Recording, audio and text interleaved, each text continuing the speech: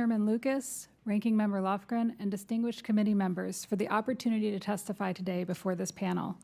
I'm Dr. Edwards, and I co-lead the National Q12 Education Partnership through a grant from the National Science Foundation. This consortium was spearheaded by the White House Office of Science and Technology Policy and NSF.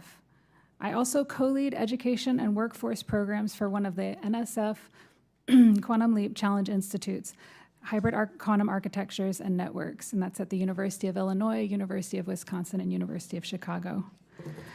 We've heard a lot about the importance of quantum to our nation, and we've heard a lot about things we must do in order to strengthen our leadership, including reauthorizing the NQI and continuing federal advancements.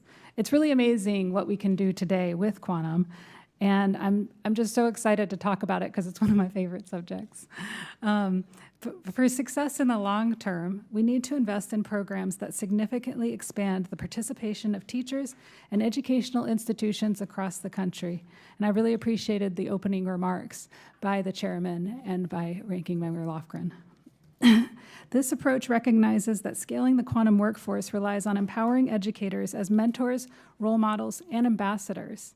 Moreover, the public of all ages should have a front row seat to the development of quantum information science in places like museums and libraries so that they can be prepared for a future that is influenced and underpinned by emerging quantum research and technology. The Q12 has been convening stakeholders around the development of a quantum workforce that draws on diverse strengths and backgrounds of people across the country. And we've had a lot of meetings. And we see that there is wide agreement that students need exposure to quantum information science early to ensure continued U.S. leadership in this fast-evolving field. This is reflected in the CHIPS and Science Act, which calls on NSF to increase the integration of quantum into STEM curricula at all levels, establishes a quantum education pilot program, and requires a workforce assessment study. And I want to thank Congress, and in particular this committee, for including these provisions in the legislation last year. Currently, there are a lot of early stage programs, and many are connected to Q12, that are increasing quantum readiness by expanding access to the field. And the National Quantum Initiative Act reauthorization is an opportunity to double down on this. Currently, we are missing resources for K-12 teachers.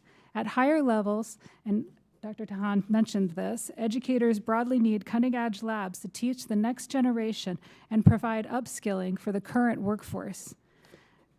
Essentially, we need more education and training opportunities for students, which are two different facets of workforce development, and they need to be readily available no matter where you live in this country and no matter your background.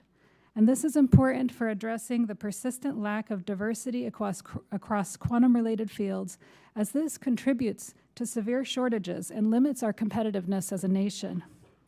There are a lot of programs that are working to remove barriers to this field, but it's going to take time. You heard about the mention of World Quantum Day. These and other educational programs under the National Quantum Initiative Act are helping to dispel the notion that quantum concepts are only accessible to the very few. Rather, quantum can provide inspiration for young learners and teachers alike and empower them to understand a host of emerging technologies that are so vital to our nation. In this context, I'll highlight two elements that are possible opportunities as you look to reauthorize this act. First, I urge the committee to consider authorizing at least one national center for quantum education and workforce that will accelerate the readiness of educators and serve as a resource for existing programs to scale their local impact in communities across the country. A center-scale investment will concretely link the different parts of the educational pipeline and the different sectors and include the public. A new center could amplify and connect the initial workforce programs that have been developed, such as those supported across the many agencies. And it could provide an avenue for the much-needed comprehensive regular workforce studies. Second, there's a critical need for investments and public-private partnerships to build modern facilities, and we heard a little bit about this. Expanding quantum educational programs will help American workers have depth and agility over their careers and allow more people to prepare what comes next, quantum, quantum adjacent, or whatever else is down the road.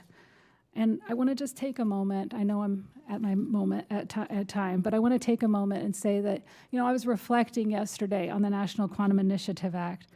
And I look back 20 years, which predates it, and it's around this time of year that I spent a summer at NIST as a second-year grad student doing quantum physics research. It was my second time at NIST because I also spent a summer there as an undergrad coming from a small college.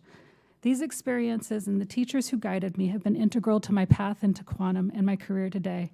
And I hope this reauthorization expands such pathways for more students and more educators across our country. Thank you for your time, and I'm happy to take questions.